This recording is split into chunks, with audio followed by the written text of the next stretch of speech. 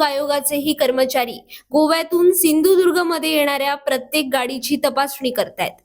महाराष्ट्र दौऱ्यावर असलेल्या शिवसेना पक्षप्रमुख उद्धव ठाकरे यांच्या बॅग सलग 2 दिवस वणी व औसा येथे निवडणूक अधिकाऱ्यांकडून तपासण्यात आली होती।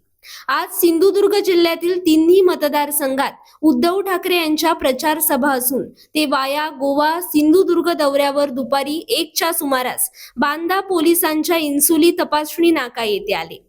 इन्सुली तपासणी नाका येथे उपस्थित निवडणूक पथकानं त्यांचा ताफा रोखला। शिवसेना पक्षप्रमुख उद्धव ठाकरे व त्यांचे सुपुत्र तेजस ठाकरे एकाच गाडीत होते। त्यांच्या गाडीची पाहणी केली।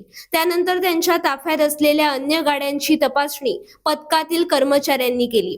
यावेळी काही काळ गाडीकडे कोणी अधिकारी व कर्मचारी न आल्यानं माजी मुख्यमंत्री उद्धव ठाकरे यांनी गाडी का थांबवली अशी विचारणा केली असता कोणीच कर्मचारी येईना।